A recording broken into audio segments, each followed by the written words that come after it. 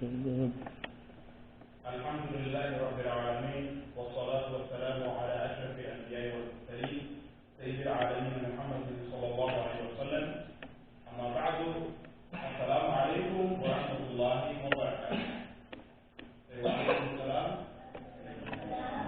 ورحمة الله وبركاته. So inshallah ta'ala, as we know that today is our lecture day, and always I throw a question before I start the lecture. And my question today, if you know the answer, just raise up your hand, and now you're going to give us the answer, okay?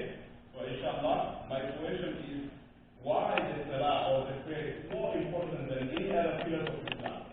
If you know the answer, just raise up your hand. Why is it very important? Yes?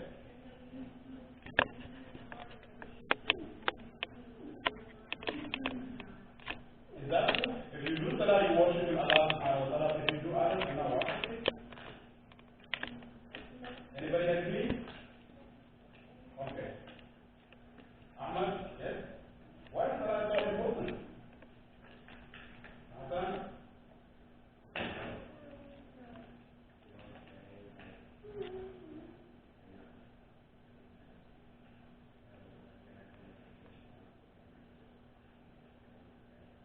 Yes, if you don't pray, you don't get to Jannah. Okay, that's true. Yeah, I give you a chance, yes?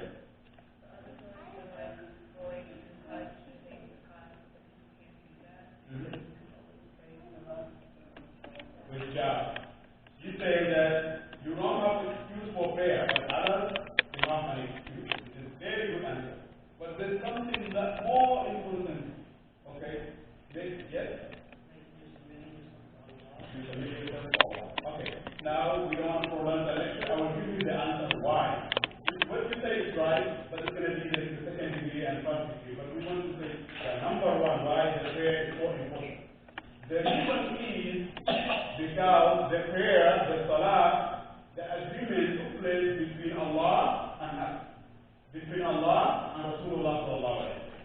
Because when Allah subhanahu wa ta'ala wanted to make the salah compulsory on us, he took Rasulullah sallallahu alaihi wasallam where? From the earth, where? Above the seven heavens to Allah. He went there, and the agreement took place at that time between Allah and Rasulullah sallallahu alaihi wasallam, which is the same thing Rasulullah sallallahu alaihi wasallam took from Allah, he brought to us. The other pillars, okay, the second answer is like as I say, that we don't have excuse for the salah. No matter what, whether you're sick, whether you're busy, whether you're traveling, you have to perform the salah. There's no excuse for it. The other pillars, they have excuse. Like if somebody, the month of Ramadan, if somebody is sick, if they come in those days and they do it the other days after the Ramadan is over, and if somebody doesn't have money or wealth, he doesn't have to go to the Hajj. If you don't have enough money to pay zakat, it's same thing. Okay. But the salah, zero excuse. Okay? So I say number one is the agreement took place between Allah and us. Why that? Because salah is very important. And the other thing is, if you make your salah right, correct, everything Allah subhanahu wa ta'ala will make you right. So that's why the salah is the leader of worship of Allah subhanahu wa ta'ala. It is also the only pillar that if you say if you miss, you're not going to be part of it. So inshallah ta'ala, now I will continue how to perform this salah, starting from ablution to the end until we say assalamu alaikum. We already know, I'm just repeating it so that you will inshallah ta'ala know better. Okay? When we want to worship Allah subhanahu wa ta'ala, we have to do first cleanliness. It starts with wudu. Okay, when we make wudu, we say Bismillah by washing our hands. Okay? One time, or two times, or three times. Both about, wherever you decide. And then, rinse your mouth one time. You rinse your mouth one time, and wash your face. You can do one time, two times, three times. The same thing your hands, you can do one time, two times, three times. Mostly here we do one time because we don't have time. We are in class, we have to come back and do our lesson, right? It's always to stay with one time, okay? Which is enough because we already, alhamdulillah, clear. And then in your hand, and you start from where? From where the hair begins and take all the way to the end of the behind your head, and bring it back. You have to put this finger in your ear and the thumb behind the ear. Everything on top you have to be wet. Okay? Last thing for the wudu, you wash your feet. But nowadays, we are traveling, maybe we are in the masjid, you don't have to wash your feet. All you have to do is take water, drip it down, and touch on top of your feet. And then you do the same on your left part, on your left leg, left feet. But you have to know one thing. If you're not traveling, you have to wash your feet at least once a day. Okay, like what I do, I wash my feet in the morning, and the rest of the day I don't have to wash. You just touch your feet, and then that's it. You can continue from here. You do everything except you don't have to wash your feet. If you wash it in the morning at least one time. Okay. After that, you finish your wudu, you say, أشهد أن لا إله إلا الله وحده لا شريك له وأشهد أن محمدا عبده ورسوله اللهم اجعلني من التوابين واجعلني من المتطهرين والصالحين. After you finish that and you come for the salah, now it's time to perform the salah. It's time to worship Allah subhanahu wa ta'ala. So everything that you do in that sense. When you raise your hand, you submit it to Allah subhanahu wa ta'ala. When you put your hand on the chest, you fear Allah subhanahu wa ta'ala because the fear comes from the heart. Okay, then you say Allahu Akbar, and you praise Allah subhanahu wa ta'ala by saying Subhanaka Allahumma wa bihamdika wa tabarak asmuka wa ta'ala jadduka wa la ilaha khayruk.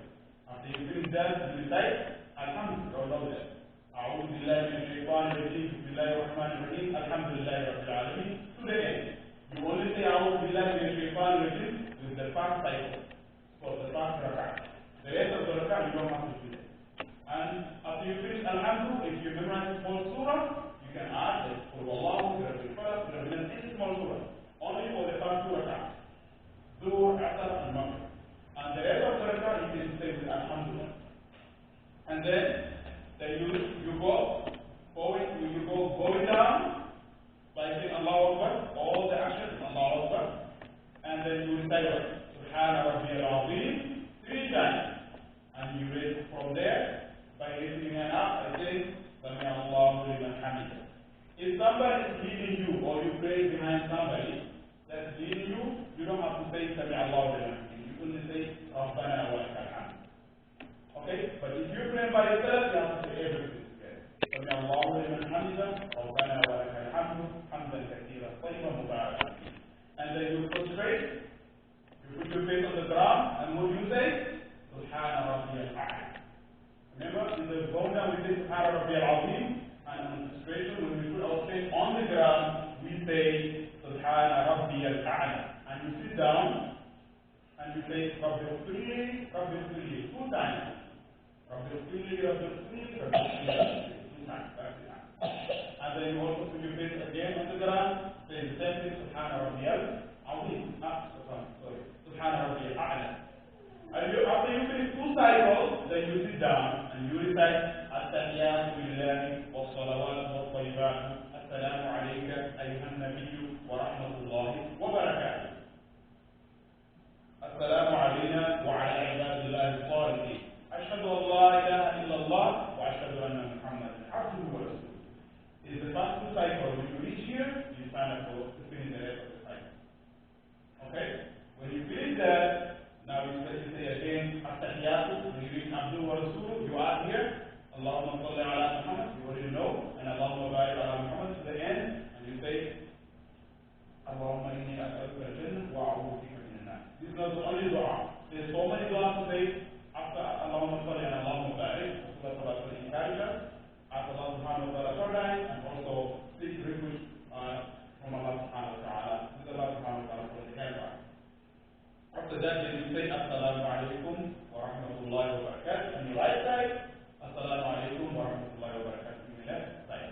Now you finish your prayer. You can do whatever you want. You can go home, but there's also a recommended period of time that you have to pray to Allah subhanahu wa ta'ala. Because we pray, we don't know if we have been accepted. So we have to say sorry to Allah subhanahu wa ta'ala. By saying sorry, what word do you use? Astaghfirullah, astaghfirullah, astaghfirullah. 3 times. Allahumma anta salam